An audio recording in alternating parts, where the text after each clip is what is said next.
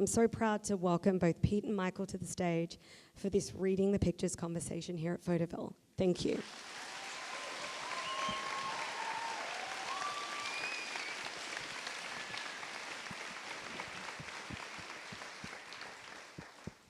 Be nice to me, Michael. Guaranteed. I want to thank Photoville, Laura, Sam, Amy. This is the best and the largest photo festival in the country. I'm proud to be associated with it. I want to say very quickly thanks to the Reading the Pictures team, Meg Handler and Sandra Roa. This is actually the first time the three of us have been in one room together in person, so that's after 13 years. It's pretty exciting. And I want to thank Pete profusely for being here. As Laura said, we take a unique approach at our website, so and I hope I don't disappoint a lot of you, but we do less backstory than we're interested in what's inside the frame. So today, we're going to be looking at 8 to 10 of Pete's White House photos with a focus on symbolism, composition, body language, and we're going to put a real emphasis on looking at Pete's role as a photo editor. So let's get started looking at some pictures. There we go. So curious about body language and personality. This photo was taken June 2014. It's in the mid-second term. It was taken at the D-Day anniversary in France. Pete, you photographed these two gentlemen many times. I venture to guess that you spent as much time around them together observing them as anybody. I know that this photo is in your book. I'm interested in this presentation, just in terms of the dynamics between the two. I think the first thing I'll say is this is how you're supposed to speak to the Russians.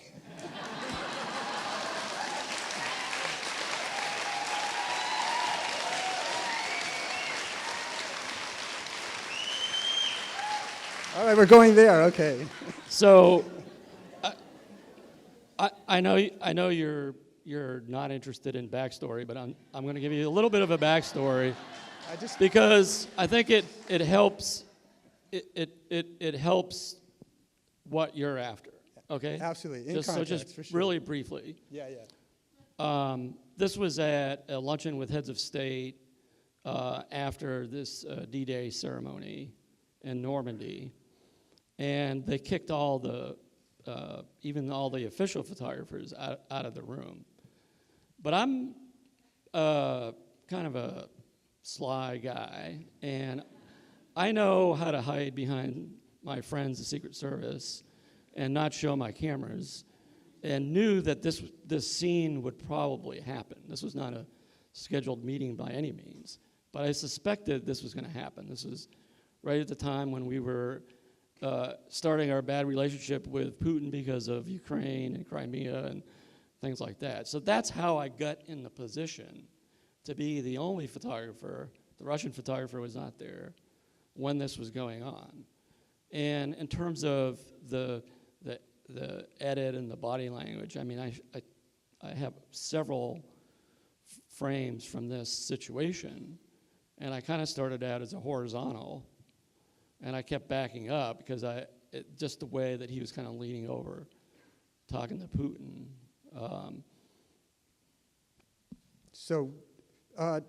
What I was really curious about also was I started looking at more frames that you had done of the two, and it's interesting. They're remarkably similar in certain respects. So this next one, this I pulled off your Instagram account, and this is 5 months later. It's in Beijing. November 2014. And this next picture, in terms of the significance of the event, this was their first meeting. I don't know why you're laughing. Why are you laughing? Because of the similarity, I think. Well, we do a poll. But this is early in the first, it's in 2009, first term. And I'd like to address that. I'd like you to talk about the similarity of the body language and the dynamics, in these three photos. Obama pressing the point, Putin more like the Cheshire Cat. How characteristic is this? And then, or conversely, is there a consistency here because this is the kind of story that you guys wanted to tell?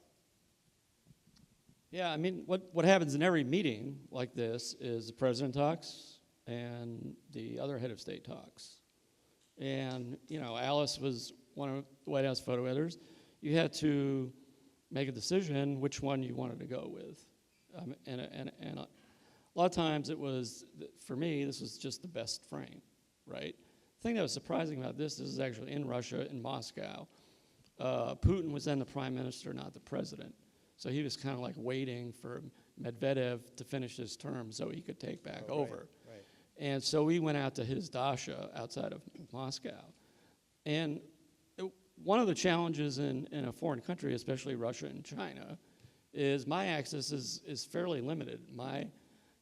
The host government can limit my access. And the thing that surprised me, because we had just been with Medvedev the day before, is my access wasn't that great.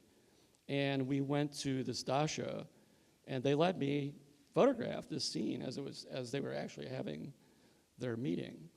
But in terms of like the particular body language, I mean, I think you probably can see that in every meeting he has. And it just so happens I was not aware that there were these three similar pictures that existed. This was also, I forget where this was. Maybe it says in my caption.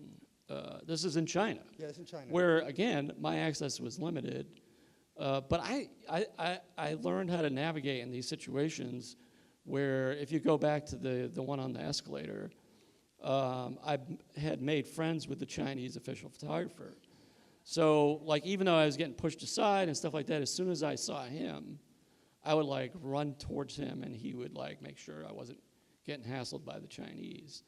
And this was just them going to another meeting, and I ran down the escalator to get ahead of them.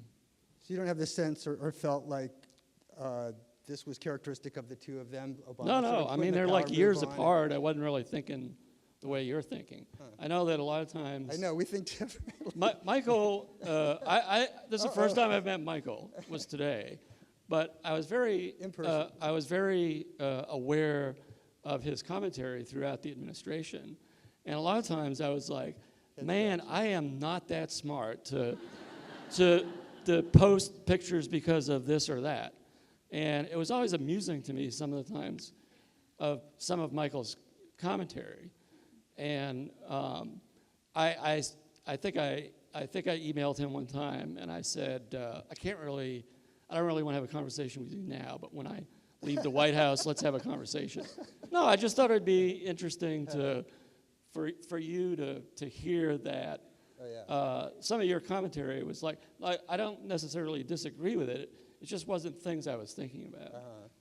Well, we've dialed it in a little bit since then too, perhaps. But I do think it's interesting, kind of the power move, and then that kind of opaque nature of Putin. But let's move on. So I love this photo. This was taken on a boat in Florida. It's mid-first term. And to me, this takes the first couple portraiture into new territory. And I'm just really stunned that, I mean, you see pictures of first couples, and sometimes, and they can be, show a really close bond. But the fact that this is so tight like this, I think it just shows a surprising amount of intimacy. And in terms of not just taking this, but then choosing to, publish this, do you feel like this? Do you agree with that? And then do you also feel like a picture like this is, breaking new ground? I think your sentiments are right on. I don't know if it's breaking new ground. Again, I have to give you the backstory. Sorry, but I'm cool. This was after the bee BP oil spill had gone on for a long time, and things finally, finally plugged the hole, and the president thought it was important to go down the Gulf Coast for a weekend with his family. It was Mrs. Obama and Sasha. Malia was at camp. To demonstrate to the American people that it was safe to go swim in the water and eat the seafood and things like that. So he thought it was important in his role to do that because he knew it would get attention. And at one point, we were on this Coast Guard boat, and I have another picture that we had posted where he was driving the boat and then Sasha was driving the boat. And I think we actually posted that one first, is my recollection. And then later I'm not 100% sure, but this was something that we posted in our year end. And they were standing on the rail of the boat, and I saw her. She's actually stroking his hand with her index finger. And I had, I think, like a 135 lens, and I was standing right in front of him, and I made a few frames. The thing that bothers me about this photo, though, is that damn watch band. You know? Okay, so that's probably where I come in. And to credit Meg, too, she was talking about the watch as being really representative of Obama as the guy next door or the everyman. But I was really interested, and also, I think it humanizes him, too, where he's sort of, otherwise being sort of the wonky guy. This is sort of, hey, you got to remember to take your watch off before you go to bed. And then the index finger also is really interesting to me. And I was thinking about, how much, and I don't know if you buy this also in terms of how much you can read about into their personalities and their roles as a couple from this photo and the index finger. But, it's like if you do yoga, you know how important that index finger is in terms of, providing, a base. And it seems like she's holding everything in place. No, I think it could be reading in, but I think what you see is she's creating this structure. She's kind of enveloping him.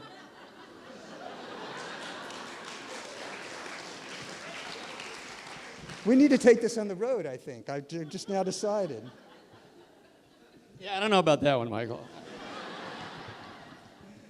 I think, your first comments were really right on. Like, okay. The yoga thing, I don't know. All right, well, I'm from the West Coast.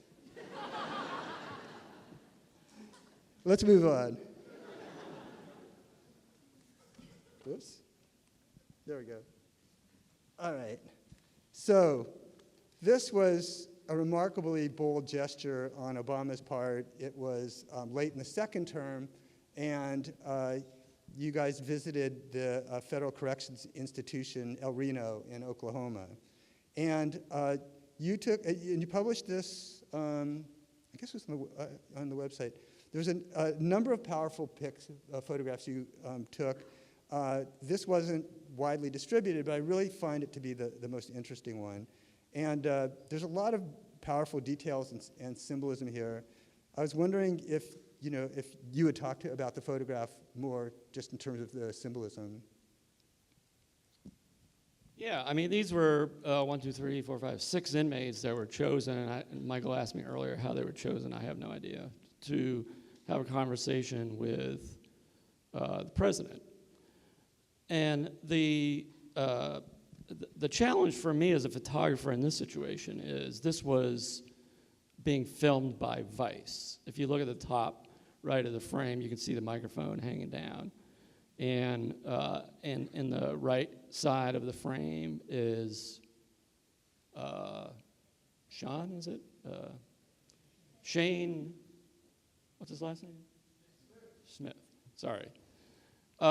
So they had cameras everywhere, so I was, having to be real careful where I moved around. But I had seen this scene through this doorway and thought it spoke to, maybe the angle spoke to being in a prison, or at least it would cause you to wonder what was going on here as opposed to just a straight picture. And in my book that's coming out, I thought this was such an important event. He was the first president ever to visit a federal penitentiary, that I did like a little 3-picture layout in my book. And now I wish I had included this photo, because this is one thing that happens is, I shot 2 million photos in 8 years, and I think there's like 320 in my book. And that was like really hard to do. Can I just say? And like, now I'm looking at this thinking like, man, I should have included this one instead of one of the other ones. So these are these shutters on a door, or what's in the foreground? Shutters on a door or a window. I can't remember exactly which.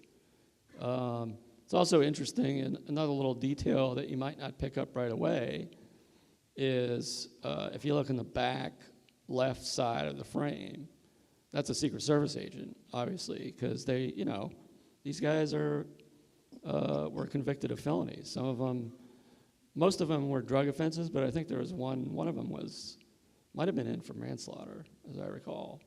Don't quote me on that, though. I think what's incredible is if there's shutters on a window and we're in a prison, it just feels like on some level like those are bars. And it's brilliant because you can kind of know that and not know that. It's pretty amazing.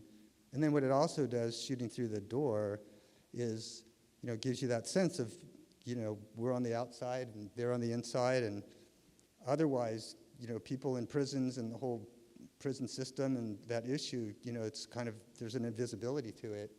So, I think puts it right there. the other thing that you probably see a lot in my photography is, even though this is a picture of Obama, he's not really, you don't really see him. I mean, you see the back of him. Mm-hmm. And it's always interesting to me the way people look at him. It was something that is when I look at like what are my best favorite photos and stuff, there's a lot from like behind him. It's kind of like from his vantage point almost. And you kind of married that with a kind of relaxation and attention that's just absolutely acute. And it's that also removes the stigma from the photo. It's just really powerful.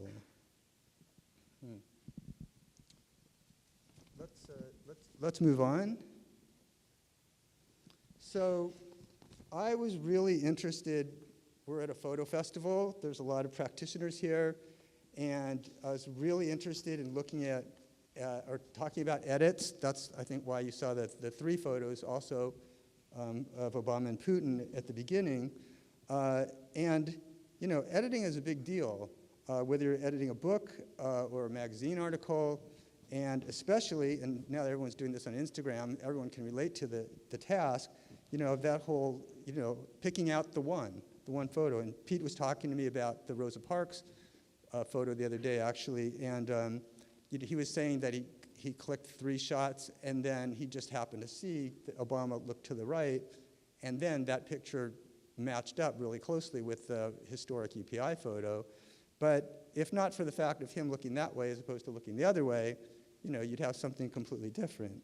So, and then I think editing is rarely discussed, certainly in like a public forum and a non-professional forum. So I think it's like an interesting thing to do.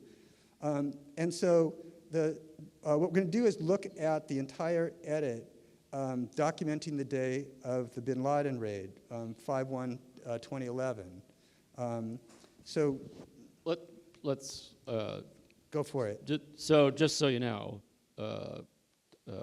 there were the published photos, I should have said. Yeah, there were meetings. The bin Laden day was about 1 o'clock in the afternoon until about midnight. So throughout that period of time, we were in and out of the Situation Room. And I actually looked this up. I shot 1,002 photos that day. Wow. Yeah. Wow. And in fact, when we were talking before, you threw a piece of information in there that completely messed up my my notes. So we'll see how this plays out. But let me describe that rather than you. Please. Say it the wrong way. That sounds good. Okay. So You'll see. So you did a 9-photo edit on Flickr. And then there was a 5-year anniversary post on the White House website, and that had 5 photos in it. 3 were from the original Flickr set, so I won't show those again.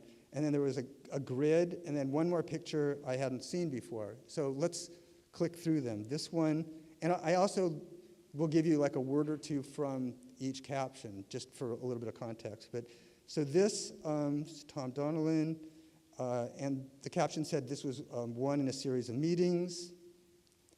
Then this photo is talking about receiving an update. Oh, that's what threw me off, because the caption said it's receiving an update. Okay, and then this is caption one in a series of meetings. One in a series of meetings. After the raid, before the address to the nation, calling Bush and Clinton. Editing remarks for the address. Giving the address. Again, addressing the nation. After the address. And then we switched to the anniversary post. As I said, I eliminated the redundant pictures, but there's this grid, which I think is fantastic. And then there is this photo, which Pete told me that had been published in one of their reviews on Flickr. I had never seen it before until I started researching this.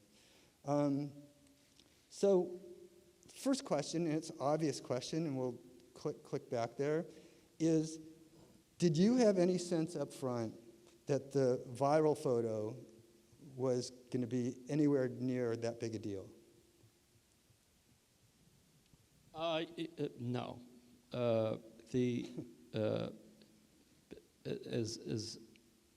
Jen, are you here by any chance?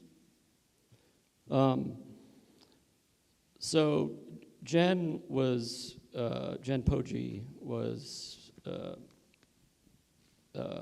photo editor then, and this happened on a Sunday. And as I said, I was documenting until after midnight. And the next day is when I came in and looked through the whole take. I didn't even look at stuff that night because I was just so drained emotionally from the day. And when Ben Rhodes, who was the Deputy National Security Advisor, and when he came in that morning, his office is right across from mine, and I was starting to edit my edit. I saw him walk in. So I went over and I said, Ben, should we be trying to do an edit with maybe trying to make some of these public? And he's like, yes. So I did the edit myself. I got it down to 30 pictures, or I don't remember exactly. And then I called Jen in and we went over them. And there was maybe 6 from this scene that I had tagged. And we just kept going back and forth trying to find the one that looked, kind of just right. A couple of interesting things. One, I think I shot 90 or 100 photos during this 40 minutes of this, that they were in this room. And I actually went through and counted, which I don't have that with me. But it was Hillary had her hand up to her face in 20 of them. Bob Gates had his hand up to his face in 10 of them. VP had his, so there's this, not much was changing in the photo, but except for the We're in the editing nitty-gritty here. So incredible. we got to this picture, and the more we looked at it, this was the right one. Now, some of you may know this story, but there was a classified document on the table. There was what? A classified document. Oh, yes, right. On the table, which you now see that is pixelized. And John Brennan, who was then he's the guy in the top right in the blue shirt, not the guy with the glasses, but second from the top right. he was then the Homeland Security Advisor, and I considered him, just an upstanding guy. He worked harder than anybody, and his office was next to mine.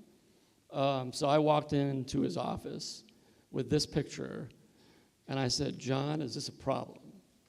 And he said, "I think so." I go, "Well, is there a way?" This is my naivety. I said, "Is there any way we could declassify that document?" I swear to God, that's what I said to him. And he said, "I don't know. Let's go see Mike Morrell." This is the next day. So Mike Morrell was the deputy CIA director, and he happened to be in a meeting in the Situation Room, kind of follow up to this day. And John and I just walk in the Situation Room with a photo in hand, and Mike's sitting there at the table, and we said, "Mike, is there any way to declassify this document?" And he said, "No." And then I thought for about 2 seconds and just figured I'd throw it out there. And I said, "Well, Mike, what if we blurred the document?" He goes, "As long as you show it to John." Great. So, the ramifications of doing this, I knew would be maybe not controversial, but would get some attention, because we were very careful not to do any Photoshop work that would change content of a photo. And I knew once you blurred a document, you were actually doing that. So I had Jared Raglan, who was an imager in my office, do the pixelize the photo, and I went and showed it to everybody, and they thought it was okay. And then we wrote in the caption that we had obscured a classified document on the table. And every publication saw the caption and ran the photo, except, Alice probably doesn't know this, so I get a call from Patrick Whitty, who was then the international photo editor for Time, and they're going to press. This is a couple of days later. They're going to press on Friday or something, and he says to me, "We really want to run your picture as a double truck, but looks like there's some Photoshop work that's gone on the table." And I said, "Patrick, read the damn caption." And then he "Oh, sorry." And then in terms of the supplemental pictures, I was just trying to give people an idea of what that day had been like, the intensity.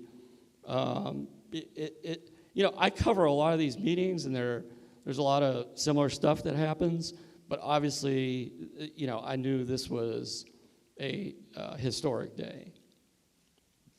So, actually, I had a whole thing that I wrote here until we spoke before. I was going to say that Cartier-Bresson talks about, the decisive moment, and how the security room photo, the viral one, seemed like the decisive moment, but it wasn't. And then you mentioned that they were all watching the raid happen. I thought that they were actually having a briefing with somebody, but that was pretty much. So got to be careful here. So they were, because it did say receiving an update, monitoring the mission in real time.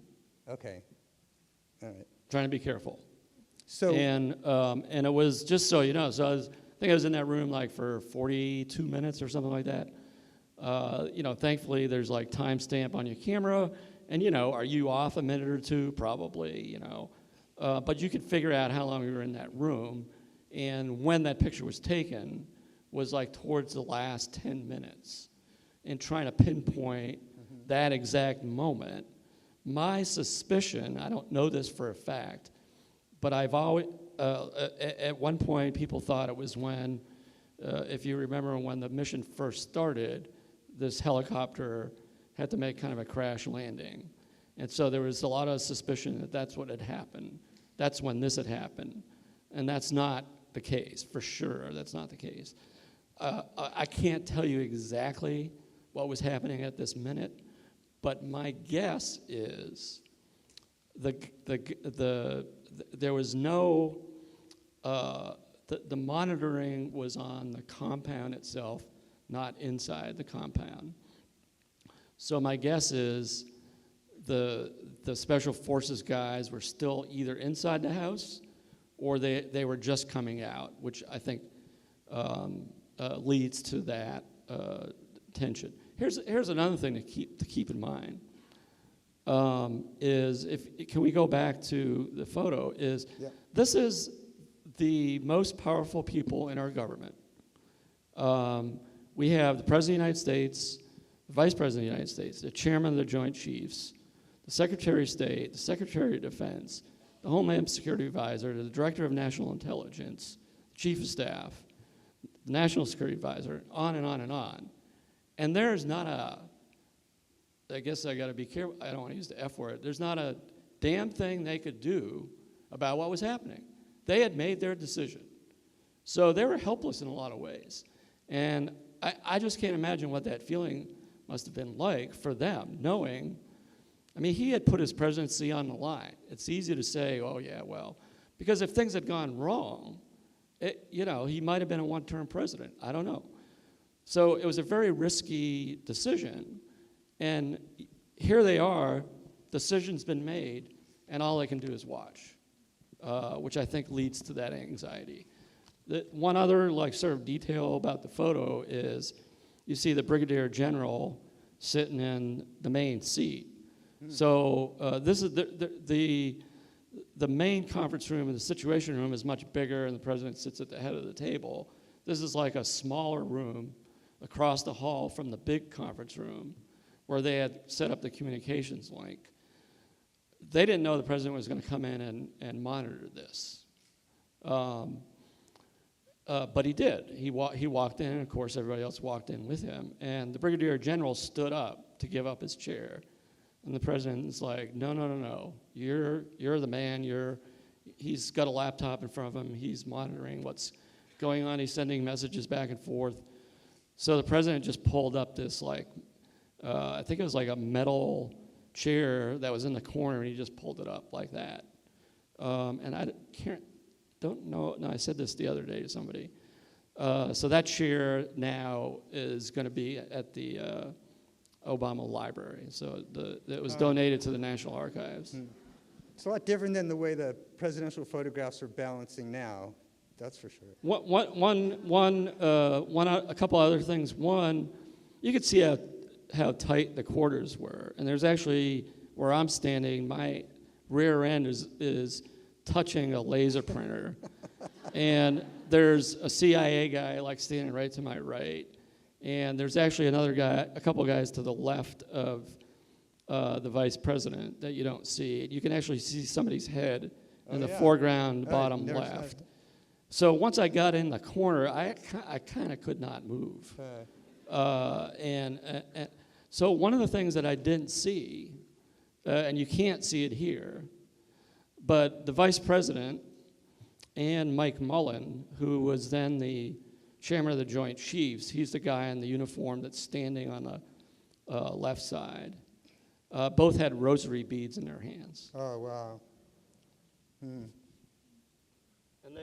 they later on, they had me take a picture of them in the Blue Room before the speech to the nation, holding up their rosary beads. Wow. Is there one other photo from the edit that you think is worth calling out, or that I think maybe we got go overshadowed? to the last one, I think. Yeah, I'm glad you picked that one. This thing's not. So this was probably 11:15 or something like that. And so one of the things that happened is that raid happened at 4 or something like that in our time. And then he didn't announce it until 11:30 or 11:40, I forget what time it was. And around 11, it started leaking out. And so he was sitting this is outside the Oval Office, and this is one of his aides' desk, right outside the Oval Office. And he was, well, I'll back up, and I have pictures of this. After the mission was over, and they decided they were going to make this public, we went into the chief of staff's office. I went in, the president, chief of staff, and Ben Rhodes, who in addition to being deputy national security advisor, was usually the speechwriter for some of the foreign speeches. So we sat there, and the president, with like no notes or anything, dictated his remarks to Ben, which was like the way your mind can work like that. I need to write things down. He was able to just orally say what he wanted. Ben then drafted the speech. There's edits back and forth. This is probably like 5 minutes before we walked over to the East Room, and he's like once again making like last minute edits. And while he was doing this, you can see the vice president's reading the draft. That's Jay Carney, the press secretary. And that's when I saw the image of bin Laden appear on the screen. And I changed my point of focus from, I was focused on him, and I changed my point of focus to focus on the TV.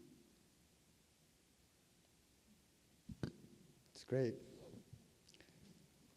Let's switch gears. Who's never seen this? Who's never seen this one before? Not too many. Some people. So we'll do more show of hands. How many people think that this photo is about technology or entertainment? Okay. And how many people think that this photo is about Obama's sense of humor? And how many people think that this photo is about the environment?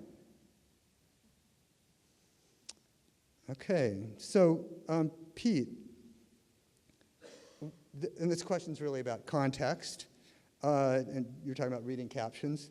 What was the goal here? And did it matter to you if people read the caption and understood the context and the background of this photo or not? So you always think there's something that wasn't like too obtuse. and I wasn't out there on that. There's no yoga.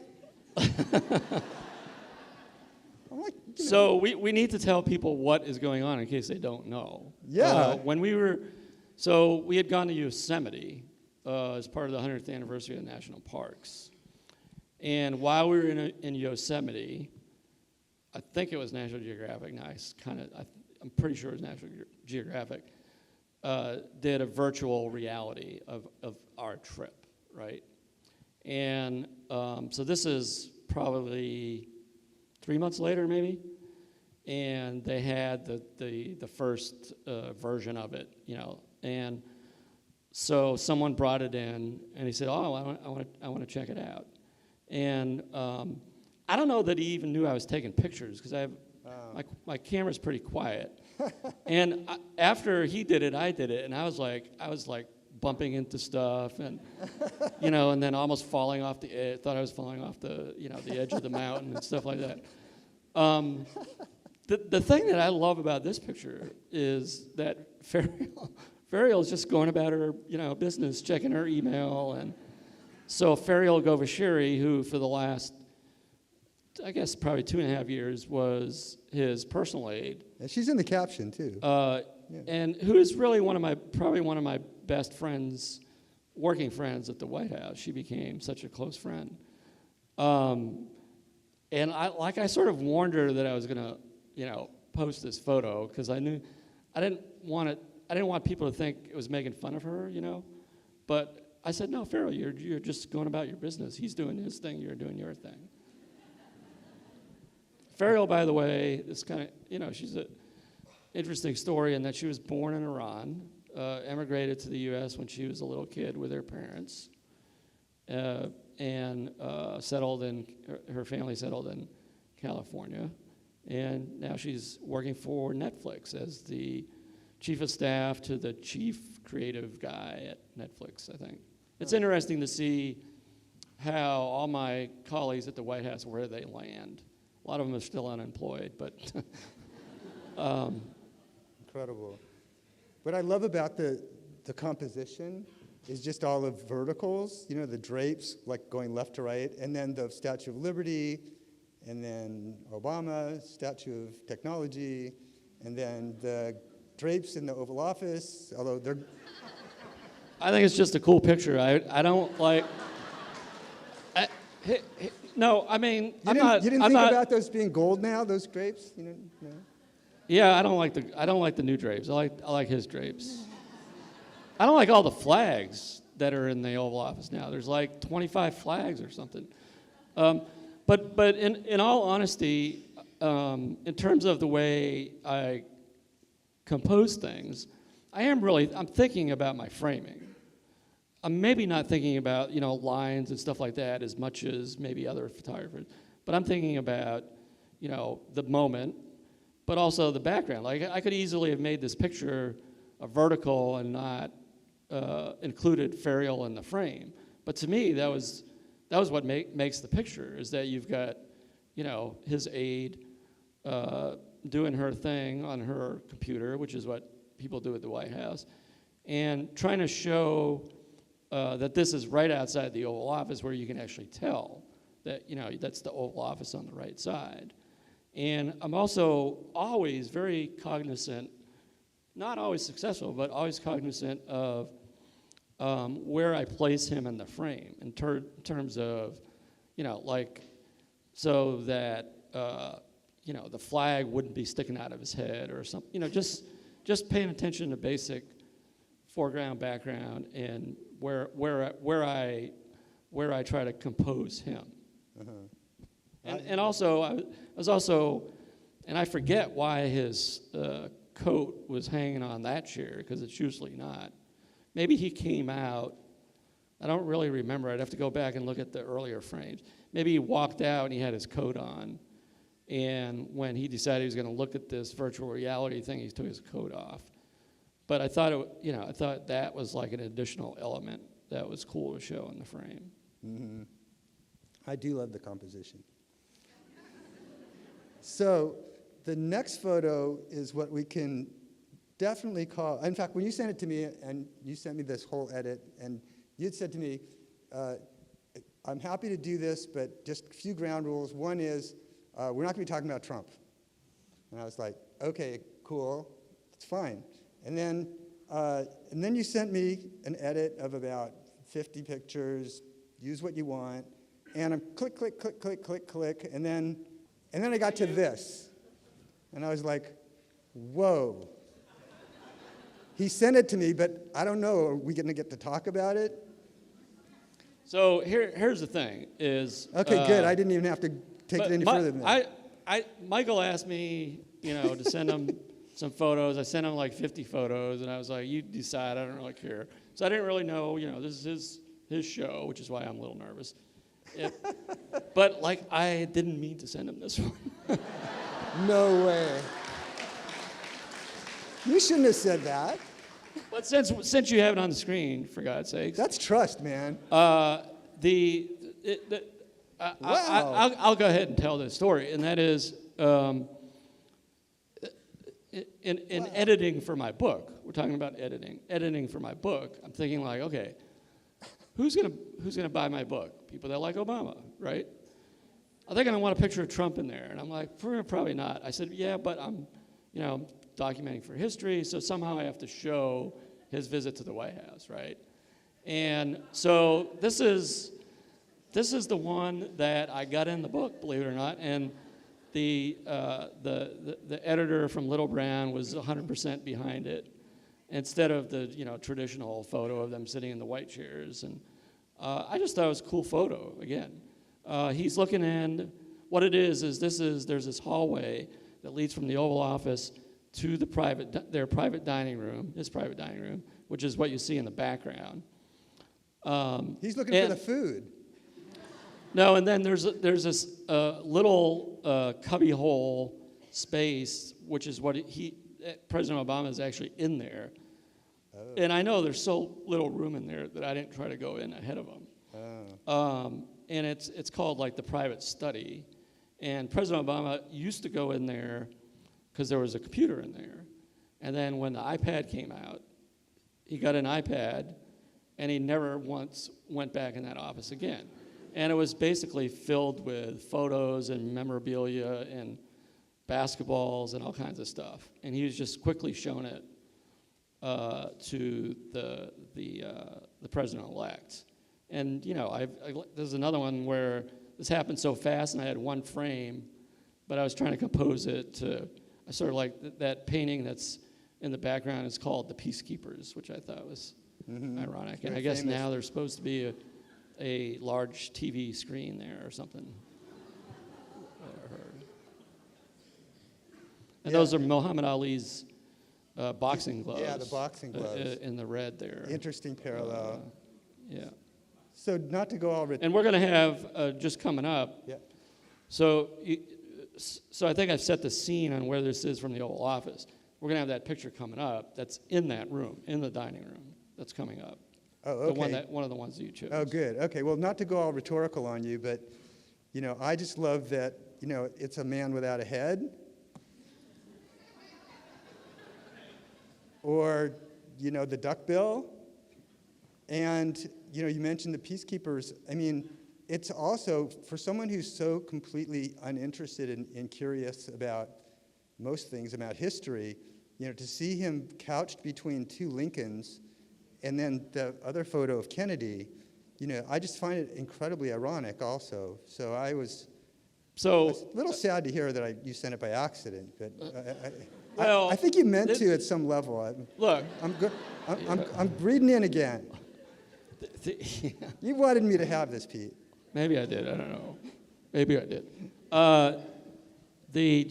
Another little tidbit is the photo on the top left. That square is it's a photo taken with a Hasselblad election night, and by Matt Medelson, who's a photographer in D.C. And he wasn't in Chicago election night, so he felt like he needed to do something. So he went to the Lincoln Memorial, and all these people were listening to the election results on a radio. And he made up this print, and he sent it to President Obama. And I sent Matt a note a couple weeks ago, and I just said, your picture is going to appear in my book. You'll get it when you see it. So he hasn't seen this. Oh my gosh, that's incredible. Wow. Well, his picture is going to be quite a notorious one at this point. That's great. I guess he's not looking for the light switches at this point, too. Anyway, let's move on. That's the room. That's the room. Right. So, you got to let me tell the backstory on this one. Go ahead, do your thing. I was about to say the backstory is unimportant to me for a particular reason, but you can do it. I think you need to know what's going on here. Yeah, I was going to tell him, but go do it. Okay. So he invited Bono and Alicia Keys to lunch. And Bono walks in and says, "Where should I sit?" And the president said, "Sit wherever there's a chair." Bono then sees this guitar in the corner of the room. It's in a guitar case. He takes it out. It was given to the president during the campaign, during the Rock the Vote thing. It had never been tuned. Bono tunes it, like, really quickly, and he starts playing Norwegian Wood. Because there's a line in there about, "I promised I'd find her a chair," or something like that. And that's when, Bono starts playing, and the president turns to me like, "How cool is this?"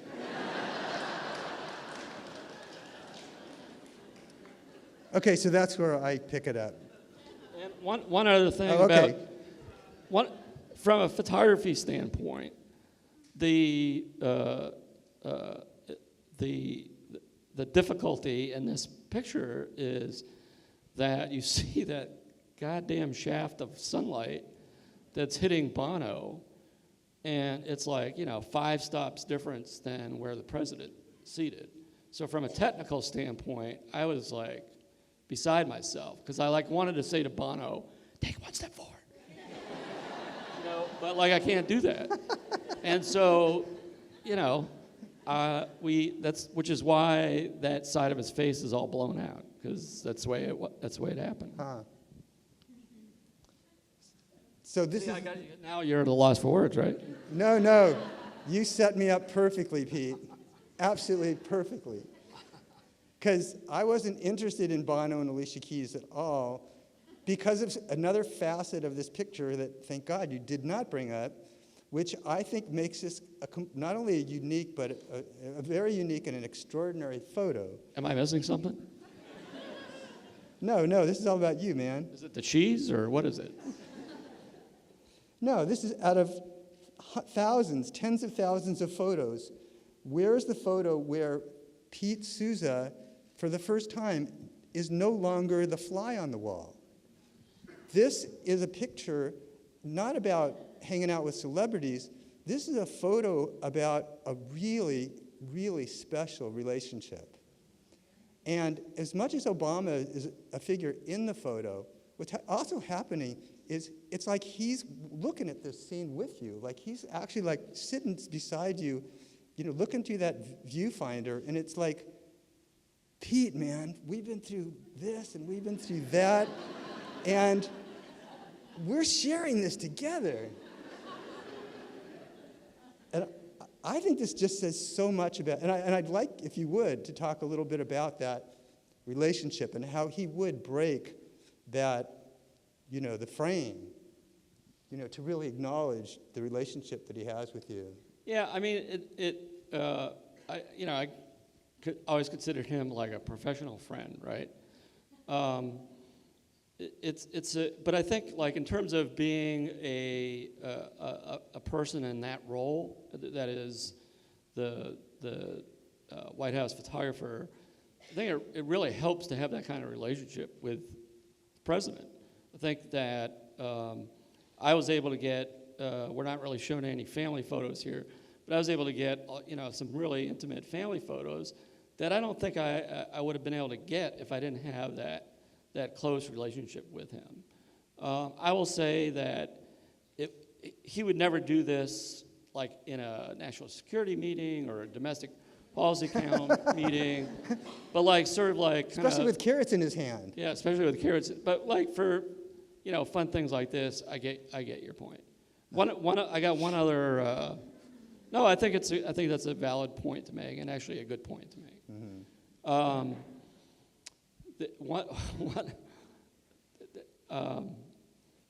Another thing that just popped in my mind that I had forgotten about, which, damn it, I wish I had written about this in my book, but I forgot.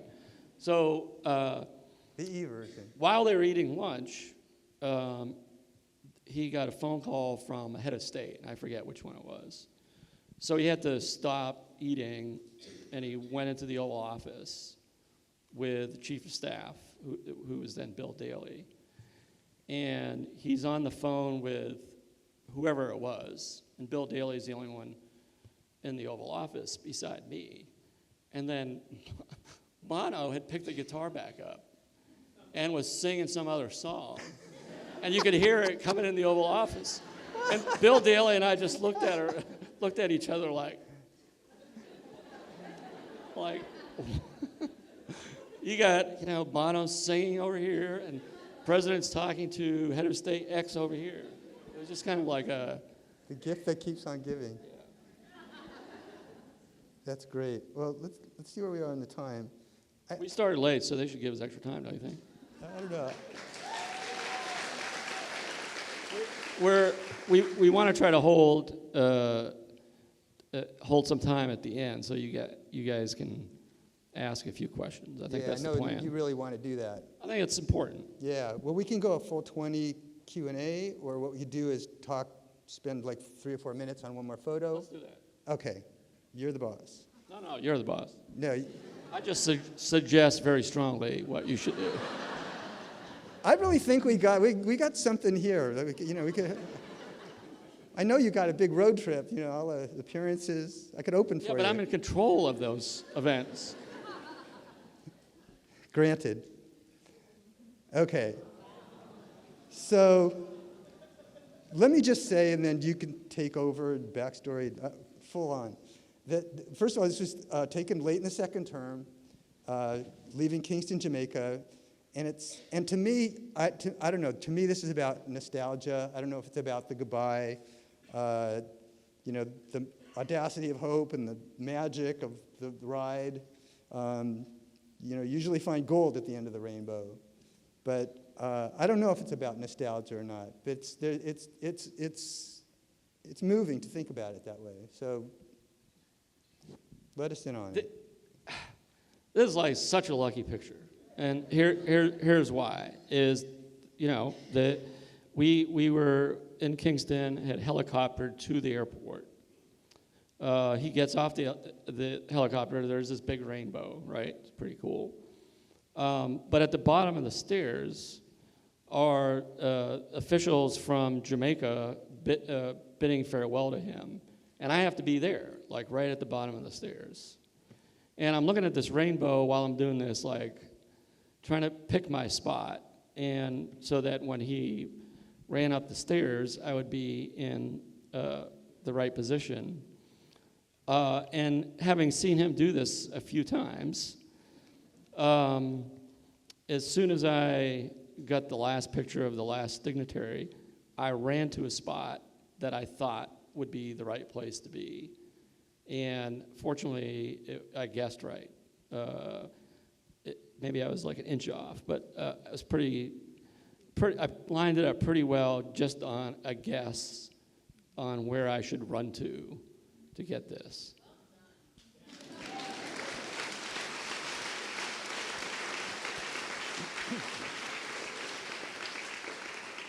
But here's the. I talked about the difficulty of deciding which pictures to put in my book. Yeah. I left this one out. Yeah, and it was this is not the only one that I have like maybe some regrets about, but it's sort of like, to me, it was, what does this really tell you? But I always had in the back of my mind, the pictures I include should tell you something intimate about him or something historic about his presidency. And I was having a hard time justifying including this one. Although you'll see there's like a lot of what I call aesthetic photos in the book that don't do either one of those things. So I don't know. It's like, I'm going to have to do like an outtakes book. What do you think?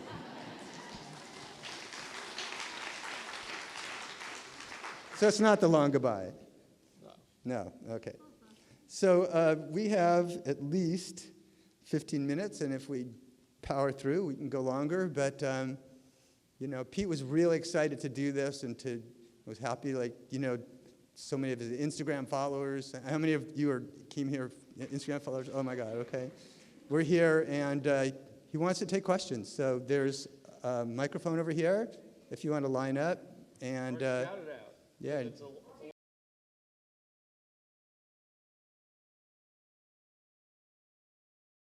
When he went home for the night.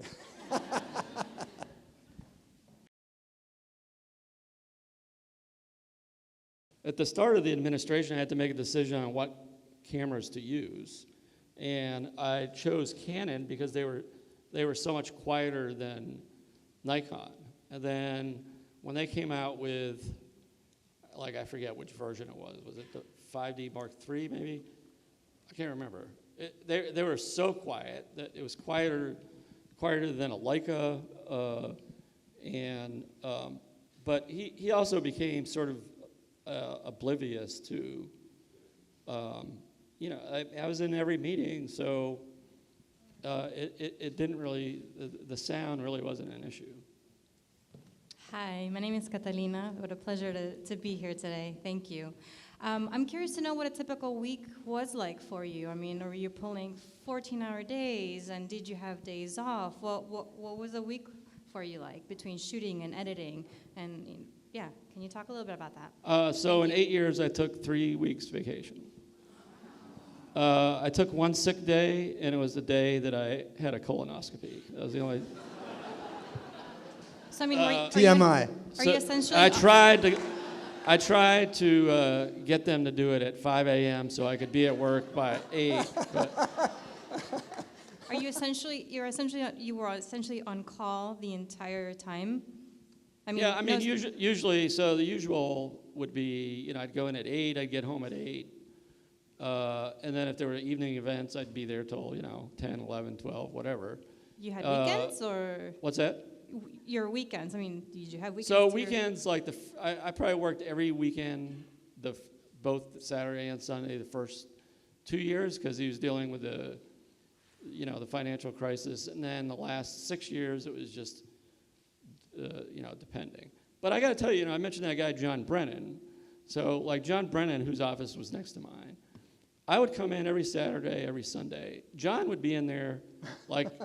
Before I got in, I'd come in at like 9 or 10 on a weekend. John would already be there. And then I'd leave at like 6 or 7 on Saturday or Sunday, and John would still be there. And so I got to tell you, there's a lot of people that do really good work for our government. John Brennan is one of many. All I had to do was hang around and make a few photos here and there. So don't feel sorry for me. Thank you.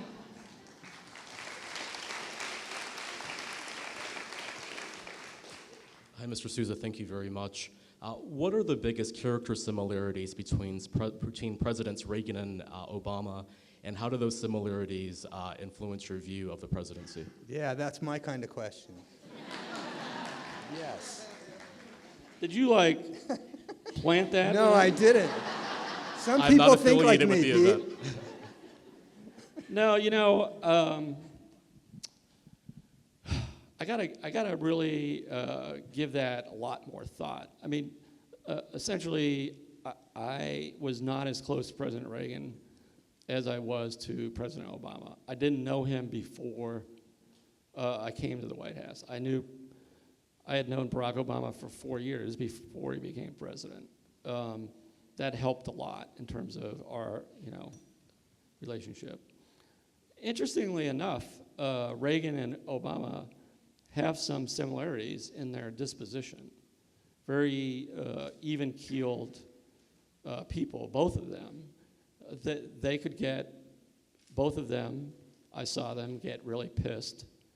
But it would take a lot to get to that point. And I think that's probably a pretty good disposition to have in terms of making, big decisions, not, really thinking things through and not getting too up or too down. And then in terms of how it changed my look at the presidency, I don't know. I'm going to have to give that more thought. I mean, President Reagan was definitely more of a big picture kind of guy.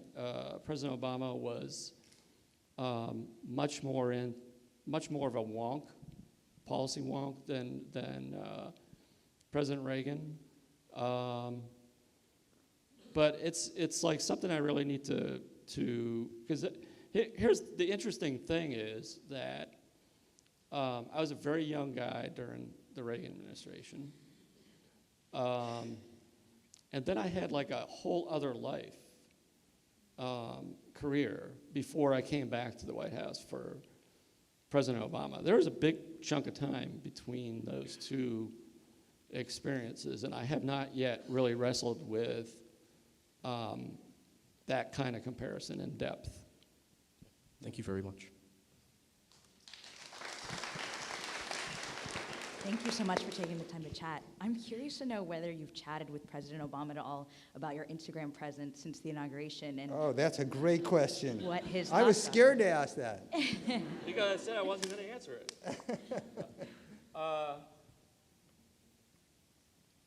I'm not sure, I get the gist of the question, but I missed the beginning of, did you?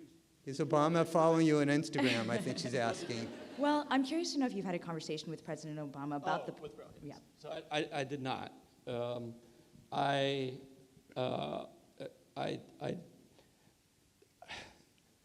see, how am I going to say this? So I don't get myself into trouble. Yeah.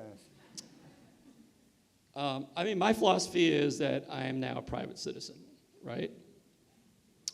And as a private citizen, I should be able to post whatever I want on Instagram. I think I've been quite subtle about it.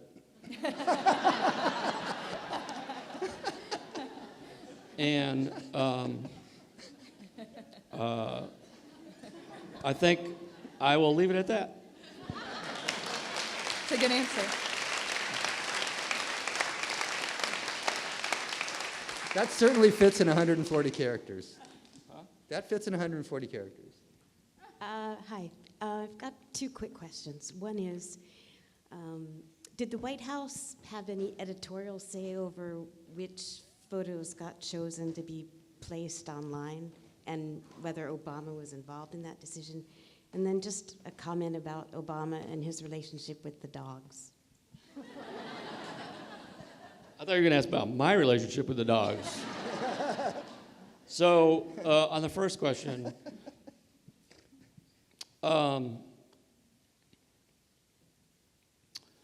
so here's how it worked, is the administration came to me and said, let me step back.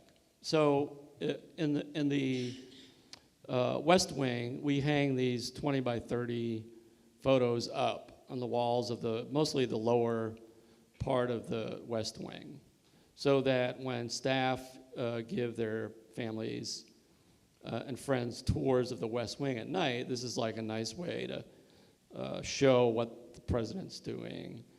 And we really I tried to, and with Alice was there at the beginning, try to really show the behind-the-scenes stuff just as much as the ceremonial kind of stuff. And I think the folks in the press office and in our digital office were like, we got to find a way to get these online. These are like unbelievable.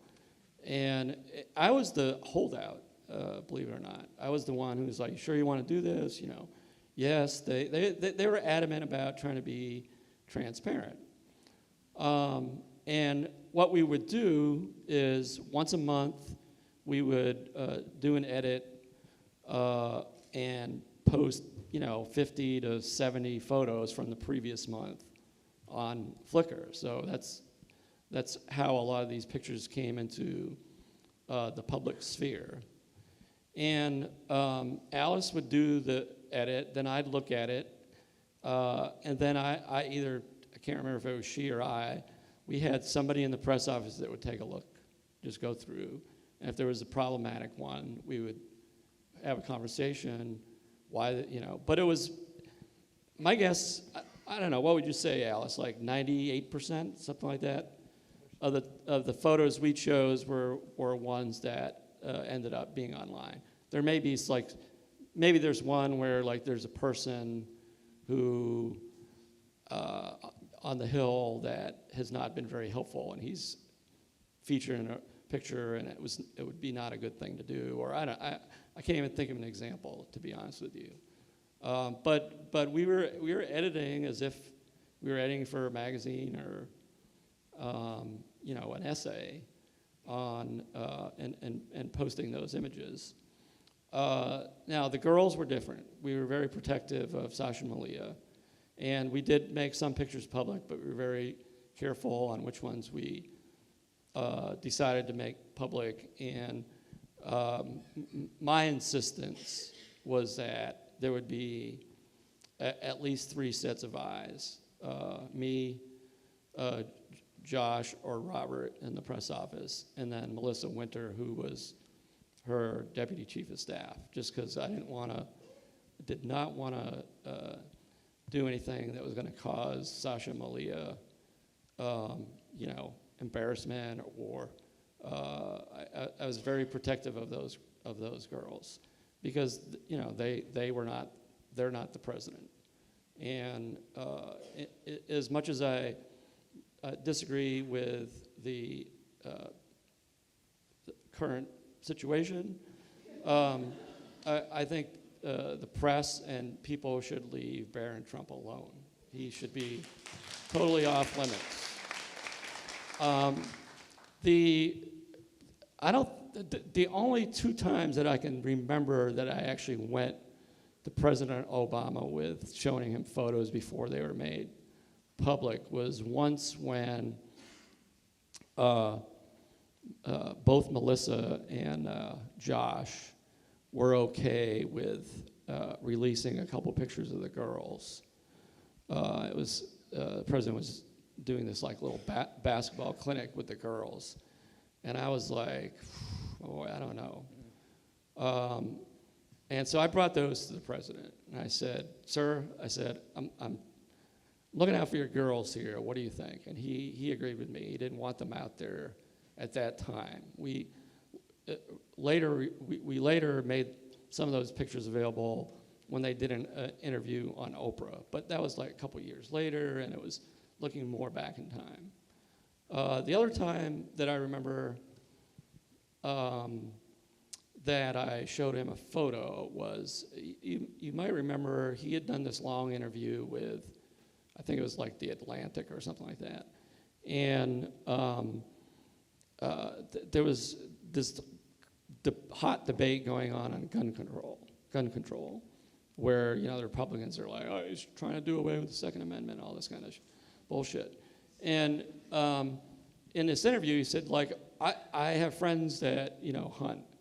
I myself skeet shoot at Camp David, and like that was like the one quote that everybody took out, and was like, they didn't believe him. They thought he was lying. Thought he was just saying it to make a point. And so for like a week and a half, 2 weeks, there was this discussion inside the White House on, I let people know that I had pictures of him skeet shooting, because that's, I photograph him when he goes to Camp David.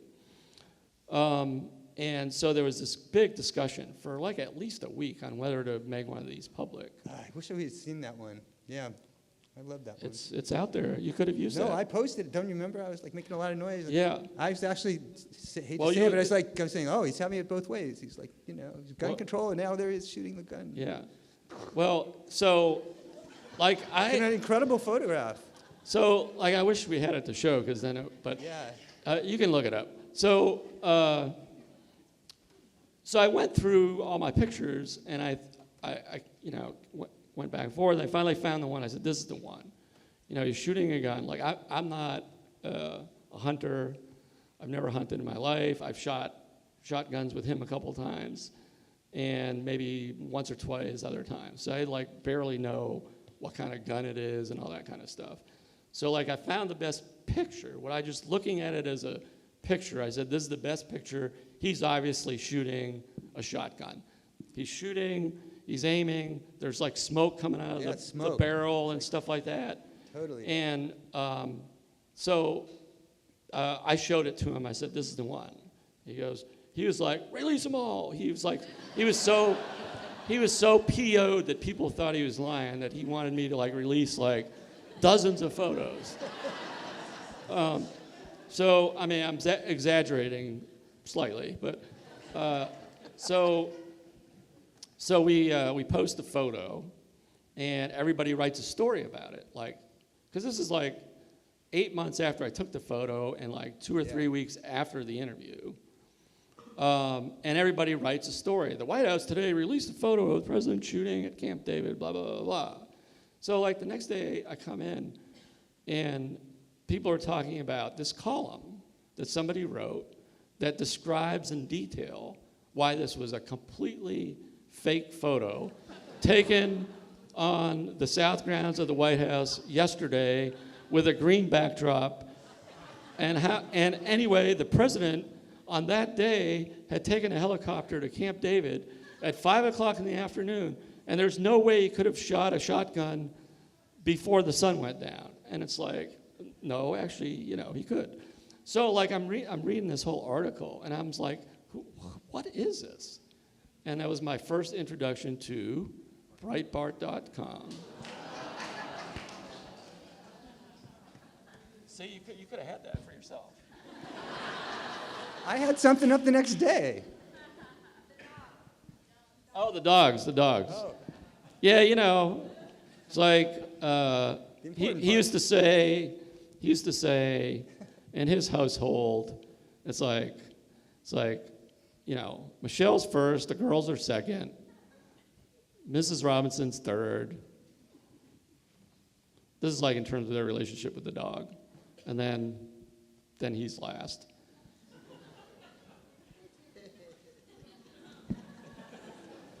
I love Bo, though. Bo's my buddy. Poor Bo. I miss Bo. I do. And you know that Trump's the only president who never owned a dog? Did you know that? That's true. That's true. Well, look, We you won't gotta psychoanalyze that, but he might have a bird. I don't know. I just want to say thank you for coming here and letting us, listen to your stories and stuff. It was awesome. And also,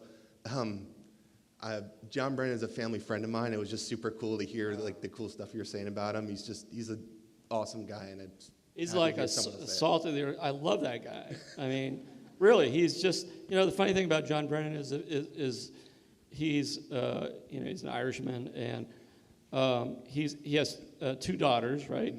And if you see John Brennan and you don't really know him, you think, holy shit, I'm never getting on the wrong side of this guy. Because he's like kind of scary looking, just the way he's always scowling and stuff like that.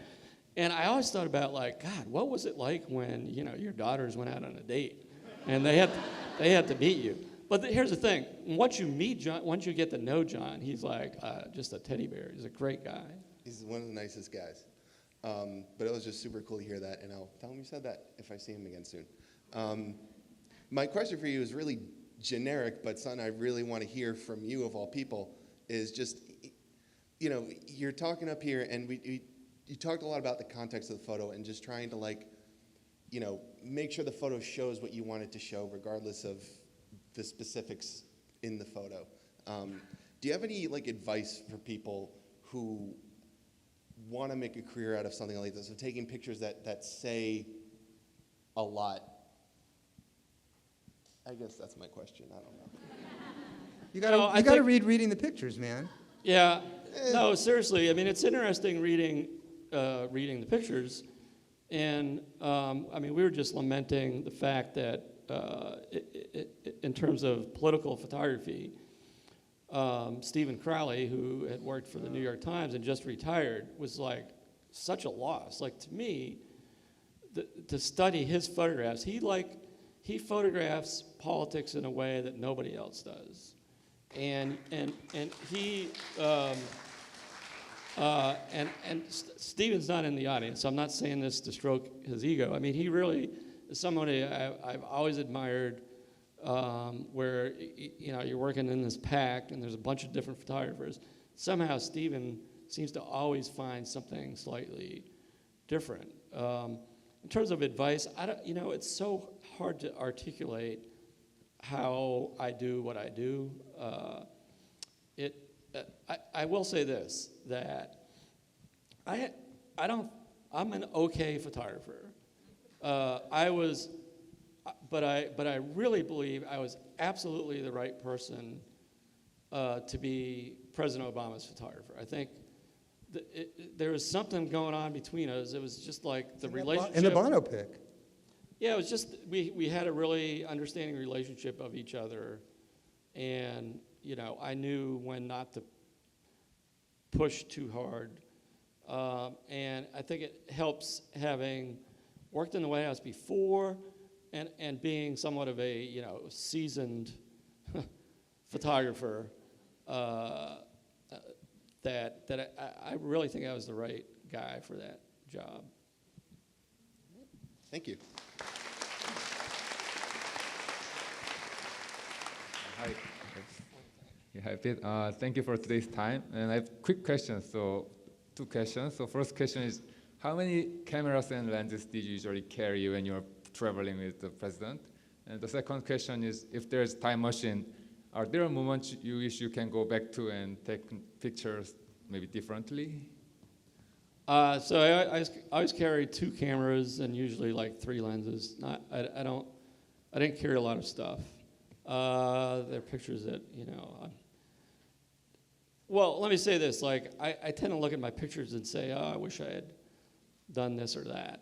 I mean, almost every single one where, like, oh, I wish I had been like 2 inches to the left or 2 inches to the right. But I don't dwell on it that much. I think we should do one more? I think we should do one more. Oh, we got 2 people standing, so do 2 more.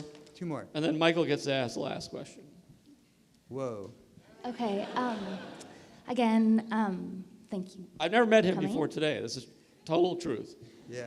We emailed back and forth a lot. We emailed a couple times, Yeah. but I actually have a question for Michael. yeah, Yeah. So. right on. All right, let's so- go for it. Okay. So, obviously, Put him on the spot. the He interpretation pushes his chair back.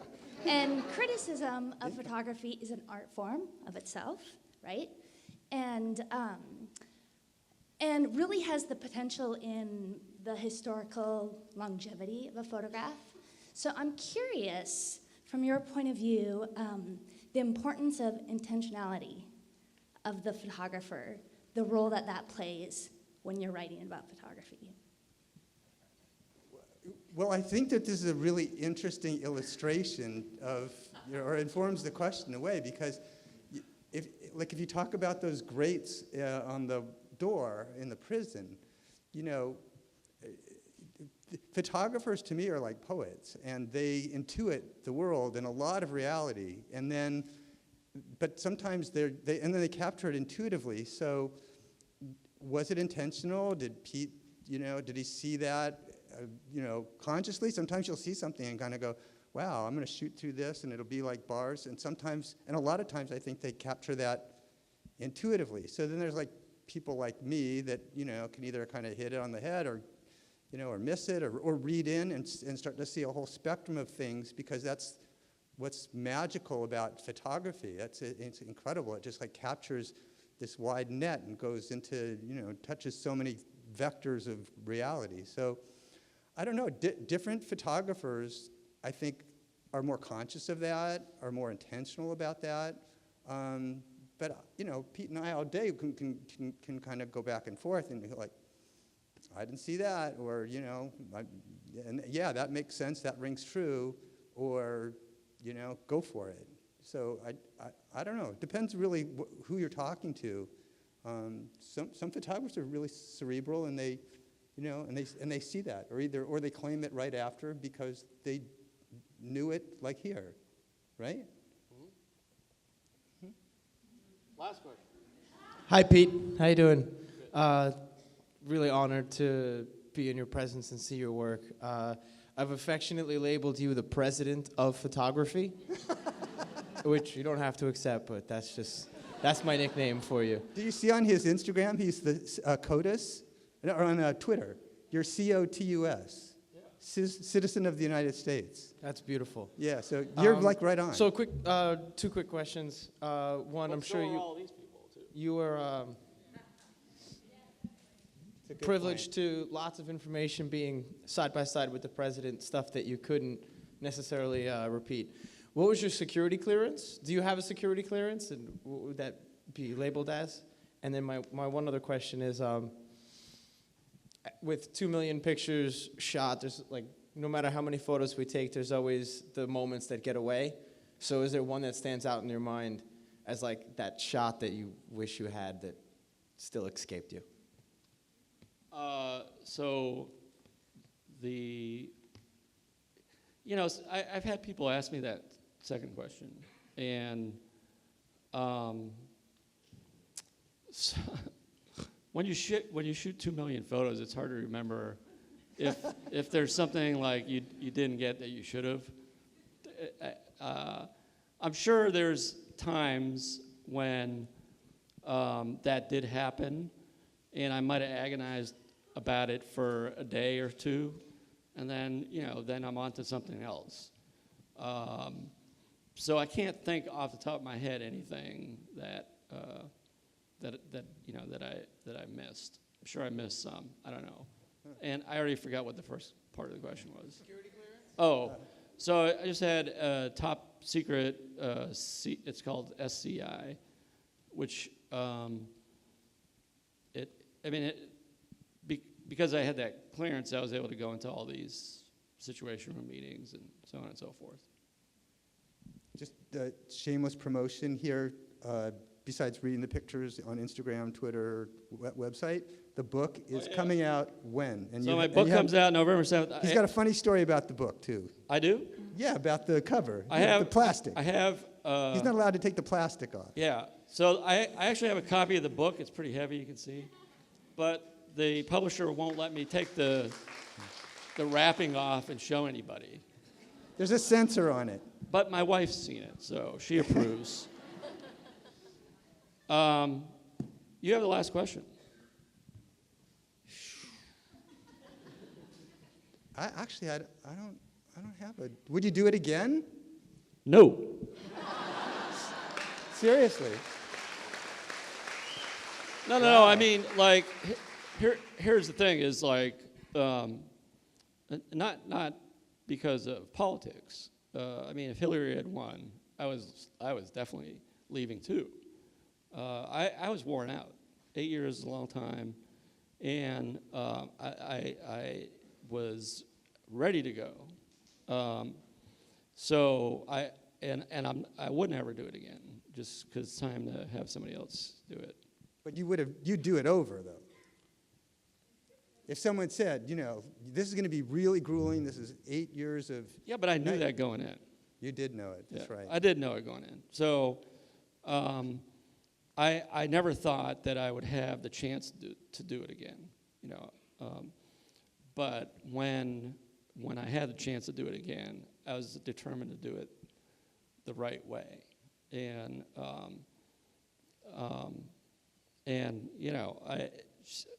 I was lucky to have met Senator Obama. I was working for the Chicago Tribune when he was elected to the Senate, which is how I got to know him.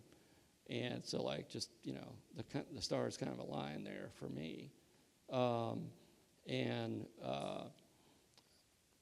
Yeah. But I would definitely do it again with him.